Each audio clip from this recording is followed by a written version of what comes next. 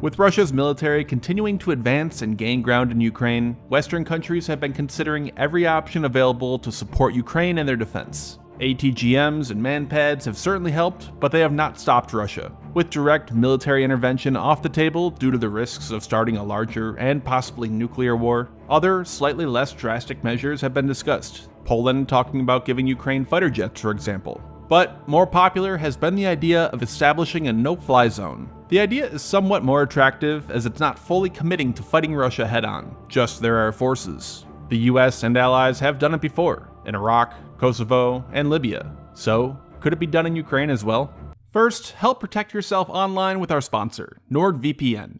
VPNs are important for many reasons. Hackers intercepting and stealing your data, websites tracking and selling your data, different governments monitoring your data, the list goes on. And NordVPN does everything it can to keep you safe. And now, they're doing even more with their new threat protection. It comes included as a free edition, blocking trackers, malicious and intrusive ads, harmful websites and malware, and much more, further keeping you safe while browsing online. It automatically detects and blocks harmful websites, files that are sent to you, and much more. And once you switch it on, it can stay on even when you're not using a VPN, so you are always protected.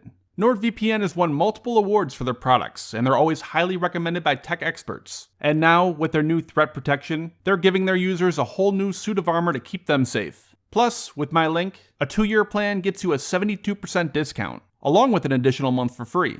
And as always, they have their 30-day money-back guarantee policy. So again, check them out, NordVPN.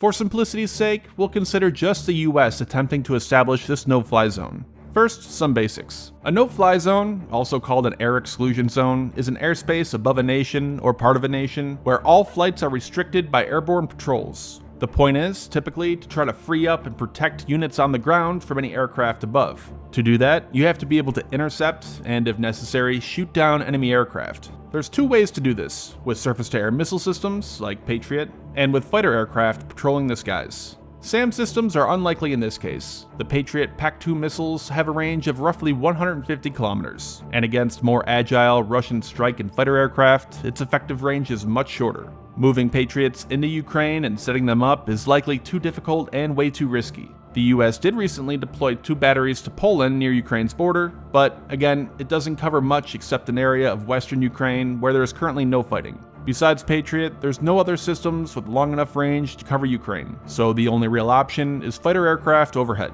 And this brings up the second part of no-fly zones. Since your own aircraft have to remain overhead patrolling the skies, they're at risk of being shot down by enemy SAM systems. So in order to patrol the skies and stop enemy aircraft, you also have to suppress and destroy air defenses on the ground as well. Russia has long-range S-400s in Crimea and near the border of Ukraine to the east and north, as well as numerous medium-range, highly mobile Buck and Cub systems inside Ukraine. So, as you can imagine, it gets pretty complicated quickly. You need fighter aircraft overhead, strike aircraft suppressing air defenses, along with airborne early warning aircraft with its powerful long-range radar to scan the skies for enemies, tanker aircraft in the air to refuel and keep the fighters on station longer, as well as a whole host of other support aircraft and equipment. So, if the US wants to do this, it's worth knowing what assets are within range of Ukraine. Aircraft can obviously be flown in from the US, but all the logistics, support equipment, etc. will take a little bit longer. So first, what is in the region right now? It gets a little tricky identifying every airbase and what's there, as a lot of units are regularly rotated around. And again, for simplicity's sake, this is just the US we're talking about. The responsibility of Ukraine falls under the 3rd Air Force of the US Air Force. It includes the 31st Fighter Wing in Italy, operating some 40 F-16s, the 48th Fighter Wing in the UK with roughly 20 F-15Cs, 40 F-15E Strike Eagles, and 20 F-35s, and also the 52nd Fighter Wing, based in Germany, with about 20 F-16 CJs, which are modified F-16s to suppress and destroy enemy air defenses. That, along with a tanker squadron, and other squadrons of Global Hawks, rivet joints, and more. Also, other wings are constantly being deployed temporarily, such as a dozen F-35s based in Utah just sent to Germany, B-52s to the UK, E-8 J-Star ground surveillance aircraft, EC-130 Compass Call electronic warfare aircraft, and others. Now, if the US did decide to enforce a no-fly zone, then they would undoubtedly send in E-3 Sentry airborne early warning aircraft, as well as any number of the 70-plus fighter squadrons stationed in the US, each one consisting of 18 to 24 aircraft. On top of that, right now the only aircraft carrier nearby is the Truman, currently in the Ionian Sea near Greece. It's part of Carrier Strike Group 8, which also includes a Ticonderoga-class cruiser and 5 Arleigh Burke-class destroyers, and it has Carrier Air Wing 1, which consists of 4 fighter squadrons. So, in terms of flying combat air patrols and strike missions, the whole thing provides 40 to 48 FA-18 Super Hornets, along with somewhere around 250 Tomahawk cruise missiles on the warships. This all sounds like a lot, but you also have to factor in that roughly 1/3 of aircraft are down for maintenance at any given time. Also, it depends on the size of the enemy. Again, exact numbers are hard to find, and once any air combat began, Russia would likely be moving more fighter aircraft into the region, but in the vicinity, they have maybe 300 helicopters that could pose a threat to Ukrainian ground forces, so they'd have to be destroyed. And again, real rough numbers, but maybe 70 Su-24s, 90 Su-25s, 60 Su-27s, 60 Su-30s, 60 Su-34s, 25 Su-35s, along with dozens of transport, command and control, and other aircraft. Also, the advent of small drones makes no-fly zones much more complicated,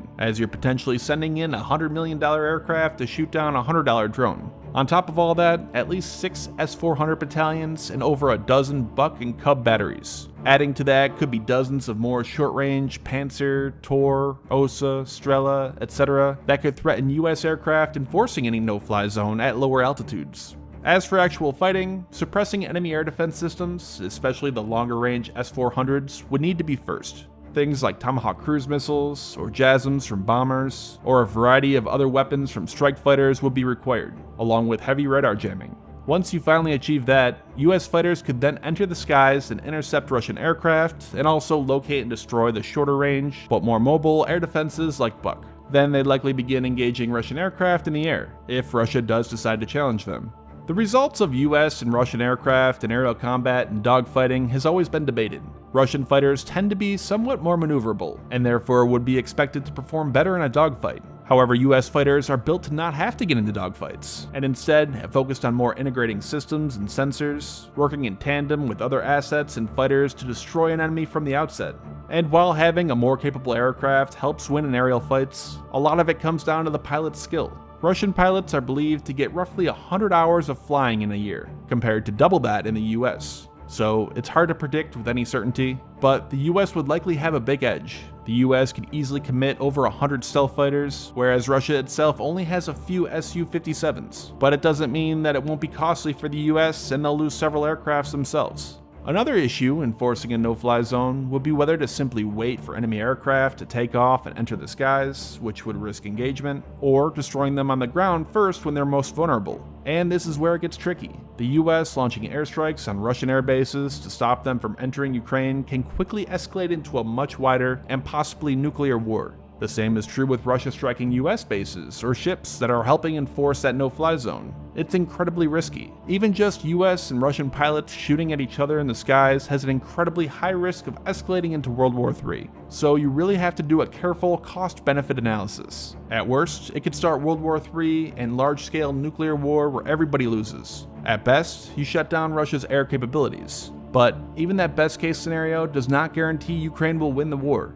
Russia has deployed massive numbers of ground forces, and they've advanced right up and surrounded Ukraine's capital. Losing air support would make Russia's job somewhat more difficult, but not stop them. At which point, unless the US wanted to turn that no-fly zone into a no-drive zone as well, which includes attacking ground forces as well, it's unlikely to change the tide of the war, especially considering all the risks.